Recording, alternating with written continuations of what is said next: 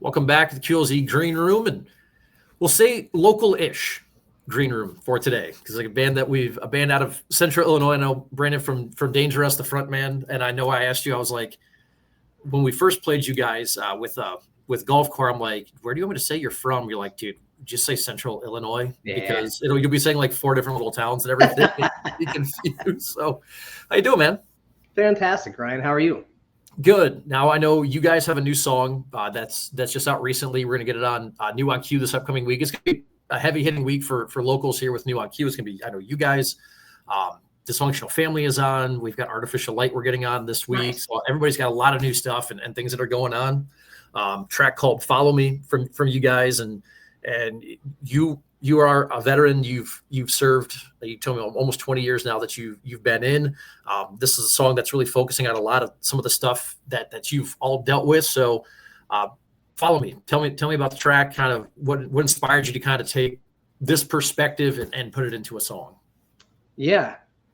So, "Follow Me" is connected to the song title. "Follow Me" is connected to the infantry motto, based out of former Fort Benning, Georgia. So everything that I wrote here is essentially tied directly into military service. The thought process for me was, I've been in the military for almost 20 years. I've been a musician longer than that. And I never remember really writing a song focused on my service, and not just the service, but kind of diving in a little bit more and those moments before, during, and after deployment. Those are pivotal moments in a military member's career. They're tough. Whether you've been on, I've got friends who've been on 6 deployments. I've got folks that have been on 1, that have been on half deployments. And that time period, before, during, and after deployment, it's very, very difficult. So ultimately, the entire content of this song revolves around that time frame. It's pretty heavy, not in maybe the context of the riffs and the drum beat and all that stuff, just from a lyrical content perspective, pretty heavy stuff. But I think it's important to get it out there because we understand that there's some, the veterans do struggle with some things. But until you really put it into context on some of the things that happen, it just doesn't click. You just understand, yep, they've seen some things. But when we lay it out the way that I do with "Follow Me," it's not just necessarily what happens overseas. It's, what you're coming back home to. That's also a tough pill to swallow for some of us. So like when you come back, I know when you emailed again, you said this is about deployment. It's about, life when you come back, like what were some of the things that you kind of experienced, when you come back from deployment? Obviously you're overseas somewhere that's very different than here or anywhere that you've grown up. Obviously you've seen a lot of things, and I've got some friends who are veterans that have shared their stories for what they've gone through, and I can only take in what they've told me because you don't see it yourself, and you do your best to listen and to hear what they have to say about things. So like, what were some of the things that you dealt with when you came back from deployment?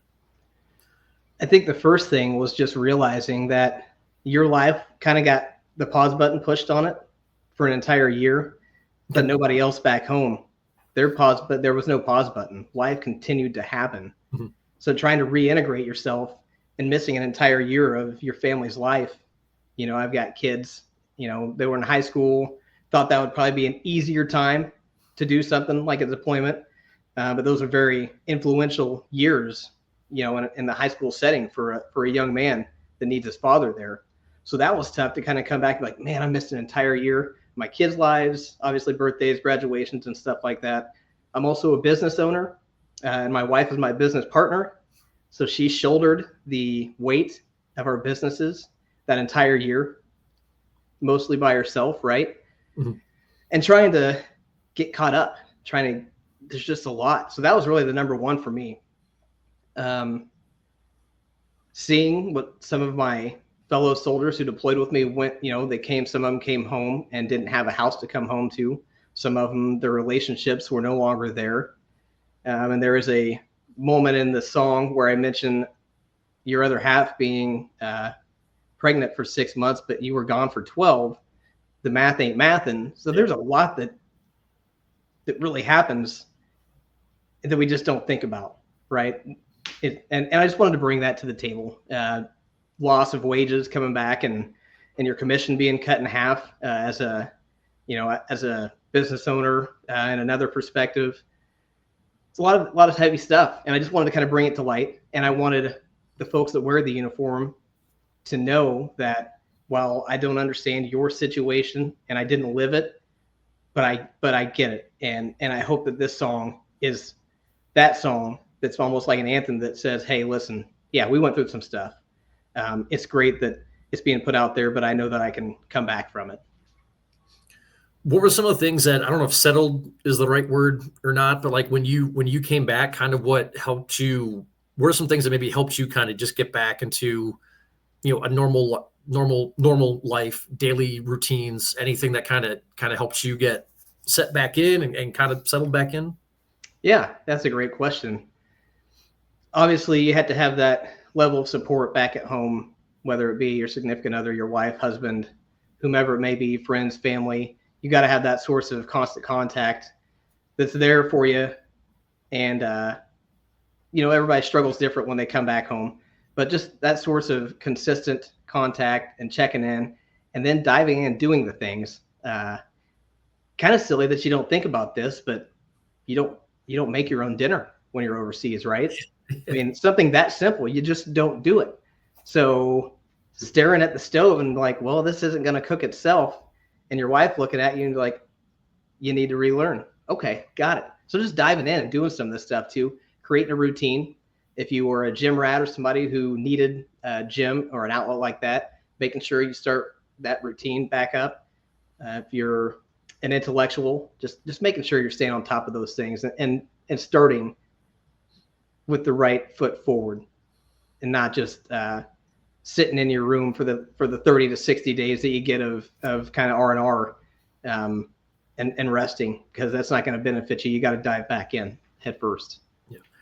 Now, are there any resources like by you? Obviously, you're a little over an hour away from us here. I know you're closer to Champaign than Springfield. Are there any like resources in that area that you came back and you got involved in, or any groups or anything like that, or that kind of helped you get settled back in, or just anything available over in that area right now? Yeah, so I think I've got a VA 30 minutes west and about 45 minutes east of me. So those, I know they kind of get a lot of grief, but those are good outlets of opportunities to kind of reintegrate yourself if you need some assistance. My local VFW and American Legion, I've lost track of time, and that happens too. Like I can't remember sometimes, but we have a veterans happy hour at our restaurant. We own a place called Three Ravens in Monticello, and I believe that started before I left. I think it did. So reintegrating myself into that and being able to sit with some of the guys that range from the age of, sorry, Bob, if you're not 80, but 80 to young men that are in their early 20s that are and being able to just vibe with that crew is fantastic. So that definitely helped.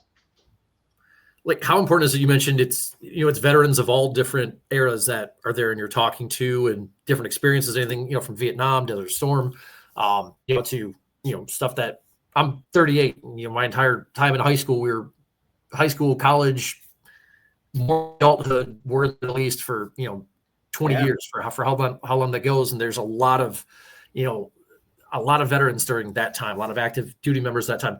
How important is it just to be able to sit down with other veterans, regardless of the era, and just chat with them, just have conversations? It's very important. It's unique because of the experiences throughout the decades. They're all different, right? We are in a technological age. Mm-hmm. So part of the follow me is we get to watch life unfold back home while we're gone. So we can see essentially every birthday, every event that we're missing, we're going to see it on social media or live on if we're waking up at 2 a.m. over there to check in and enjoy that event or that holiday with them.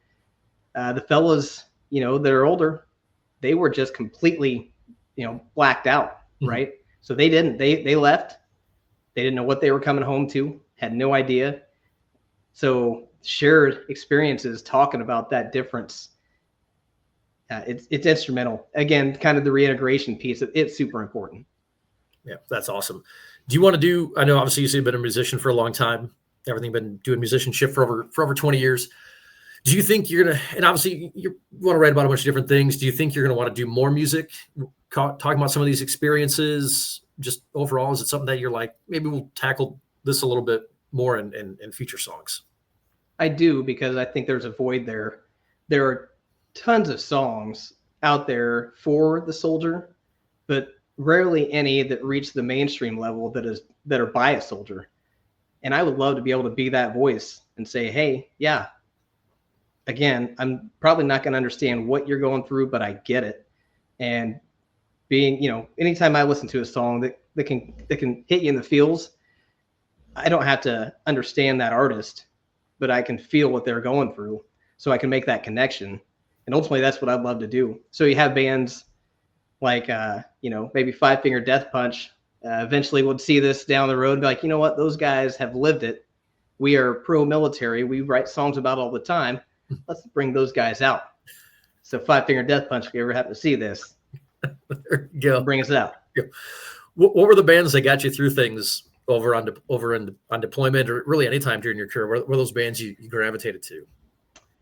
Yeah, so it varies. I think I'm pretty hard on to Beartooth right now. Caleb Shomo is a great songwriter.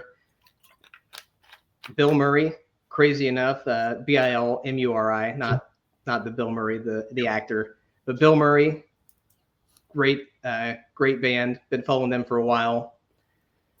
They were both in the same band, Attack years ago, which is kind of interesting, with Austin Carlisle from Of Mice and Men. But yeah, those bands, Killswitch Engage. I am a country fan. This is actually, it looks like a death metal shirt, but it's a Hardy shirt. Okay. That guy's kind of a genre bender, so I dug some Hardy.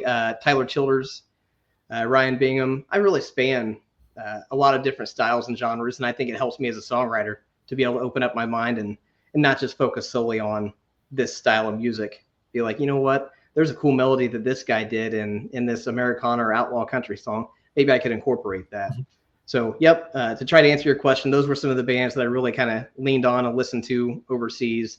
And then I'd also bring some of that influence into my own songwriting. Awesome. I know I told you, obviously we're going to talk about DangerU.S as well. It's your band. And, actually before we got going, do you mind really diving into the veteran stuff? That way, how comfortable are you with it? Because I think it's a good conversation to have. And, we have like Land of Lincoln Honor Flight that comes in and talks to us, on some things. You get a little bit of the veteran perspective for what those guys kind of went through and whatnot. So rock and veterans have always gone together very, very well. But what's going on in the DangerU.S camp? Obviously, follow me. You guys had Golf Corps, which came out, and I know you saw when we were out at the golf event that we had a couple months ago. Yeah. There, I saw your comment on there. I was like, oh, this is absolutely perfect. So what's going on in your guys' camp? Music moving forward here. What do you guys want to do? Yeah. So we released, we called it #GolfCorps because everybody, leans into the hashtag business nowadays. So our 5-song EP was titled #GolfCorps, and being in a passive aggressive petty manner, we titled it that because sometimes in our style and our genre, you got those guys that either say or do, I only listen to real metal. So we play and we have some heavy stuff and we like some melody. So we kind of coined the Golf Corps, #GolfCorps is core with etiquette, blend of musical energy, shenanigans, and unshakable camaraderie. So we released that 5-song EP. It's gone really well. And we decided, let's start releasing singles now. And then, like we discussed, I hadn't ever written a song solely focused on military service, and now was the time. So we've released Follow Me. The reception has been fantastic. I can't say enough about it. I really can't wait, and I hope that it kind of catches a little bit of a flame and gets out there so my brothers and sisters understand, again, that there is a voice out there for them. And then we're also working, we got some shows. Got a show October 24th at the Canopy Club over here in Champaign-Urbana. And then we've got a show October 31st down in Charleston. So some shows, still writing music, still recording. We're going to be releasing another single probably in the next couple of months, just staying busy. Awesome. It's kind of the way you got to do things. And Brandon, you get the same question that every national act gets when they come on, especially when you come on for the first time, your favorite no skips, favorite complete albums, like from start to finish, some of the favorite albums that you like, you listen to them from start to end and you don't skip any songs on.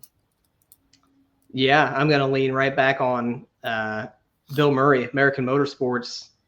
That album, I think he kind of coins himself country core. So there's some country vibe. There's obviously heavy element.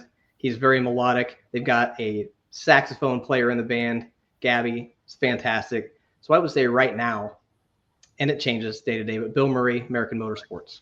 Awesome.